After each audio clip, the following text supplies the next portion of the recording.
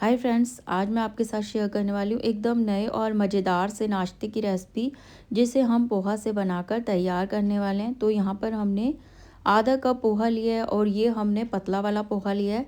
आप इसकी जगह जो मोटा वाला पोहा है उसका भी यूज़ कर सकते हैं। अब हम इसमें कुछ मसाले डाल देते हैं। आधा चम्मच जीरा, चौथाई चम्मच सौंफ और चौथाई चम्मच हम इसमें लाल मिर्च पाउडर डालेंगे। अब हमने इसका बिल्कुल फ़ाइन पाउडर बनाकर तैयार करना है, बिल्कुल इसी तरह से। अब हम इसको बाउल में निकाल लेते हैं और इसके साथ ही इसमें हम आटा डालेंगे। ये हमने आधा कप गेहूं का आटा लिया है, जितना हमने पोहा लिया था उतना ही हमने यहाँ पर आटा लिया है। अब हम इसमें कुछ मसाले डाल देते हैं। तो टेस्ट के अकॉर्डिंग हम इसमें नमक डालेंगे, चौथाई चम्मच हम इसमें कलौंजी डालेंगे, आधा चम्मच हम इसमें अजवाइन डालेंगे। अब हम इसमें मोइन के लिए 2 चम्मच हम यहाँ पर ऑयल डाल रहे हैं और ऑयल डालकर इसे अच्छे से मिक्स करेंगे। ऑयल से ये नाश्ता बहुत ही ज़्यादा खस्ता बनकर तैयार होगा। अब हमने ऑयल को अच्छे से मिक्सचर में मिक्स कर दिया है। अब हमने इसमें थोड़ा थोड़ा पानी डालकर इसका डो बनाकर तैयार करना है। जैसे हम रोटी के लिए डो बनाते हैं, उससे इस डो को हमें थोड़ा सा टाइट ही रखना है। और डो बनाने के बाद इसे हमें थोड़ी देर के लिए ऐसे ही छोड़ देना है, जिससे कि जो पोहा है वो अच्छे से फूल जाएगा।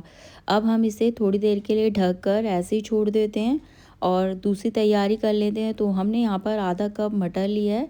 इसके साथ ही इसमें हम 7 से 8 लहसुन की कलियाँ डाल देते हैं और 2 इंच हमने यहाँ पर अदरक का टुकड़ा डाला है। और तीखेपन के लिए हम इसमें 2 हरी मिर्च डालेंगे।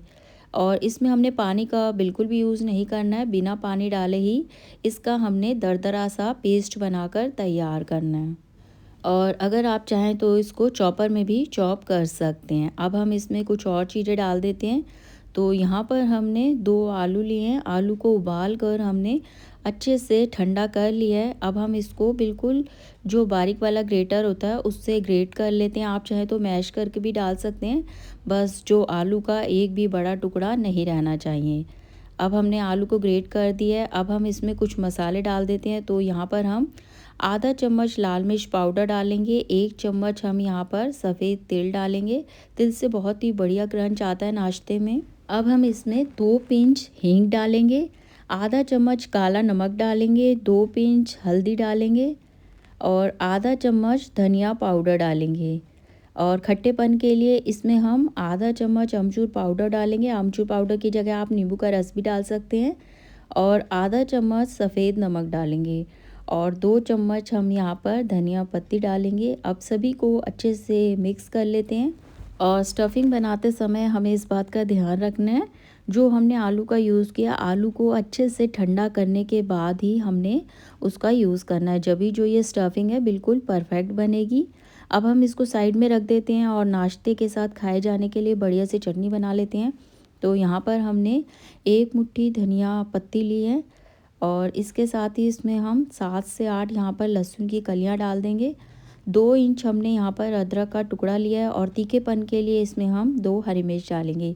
टेस्ट के अकॉर्डिंग नमक डालेंगे और 2 चम्मच हम यहाँ पर दही डालेंगे और थोड़ा सा पानी डालकर इसका हमने पेस्ट बनाकर तैयार करना है। ये चटनी इस नाश्ते के टेस्ट को 100 गुना बढ़ा देती है। चटनी बिल्कुल तैयार है।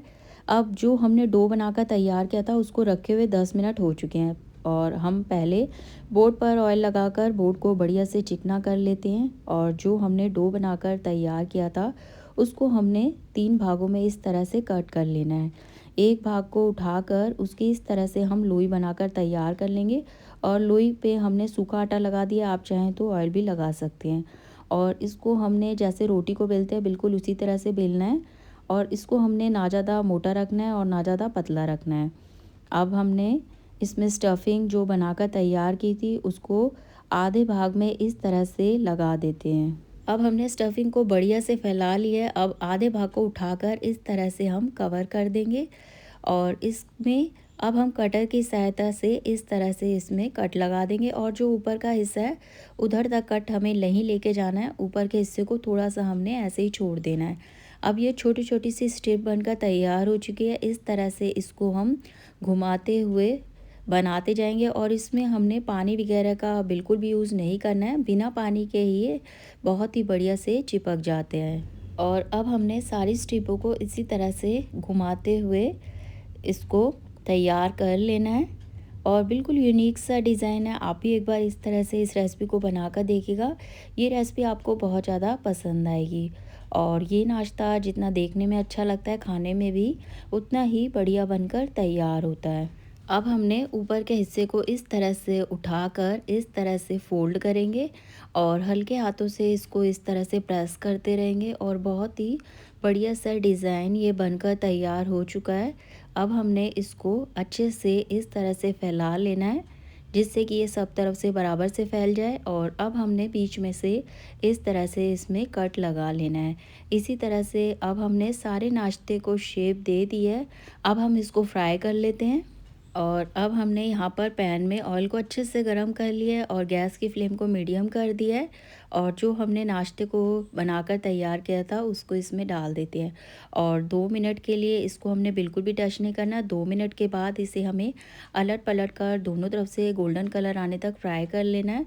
पोहा से बनने वाला ये नाश्ता बहुत ही टेस्टी और कुरकुरा बनकर तैयार होता है। अब इनका कलर भी गोल्डन ब्राउन आ चुका है, तो अब हम इसे निकाल लेते हैं। और बिल्कुल इसी तरह से आप इस नाश्ते को बनाकर तैयार करेंगे तो जो नाश्ता बनकर तैयार होगा एक ही बार में बिल्कुल परफेक्ट बनेगा। और अगर आपको ये रेसिपी पसंद आई हो तो वीडियो को लाइक शेयर सब्सक्राइब कीजिएगा, कमेंट में बताइएगा कि आपको ये रेसिपी कैसी लगी। और अगर आप चैनल पे नए हैं तो चैनल को सब्सक्राइब कर लीजिएगा, जिससे कि आने वाली वीडियो का नोटिफिकेशन आप तक पहुंच सके। फिर मिलते हैं कुछ ऐसी ही नई सी टेस्टी सी रेसिपी के साथ।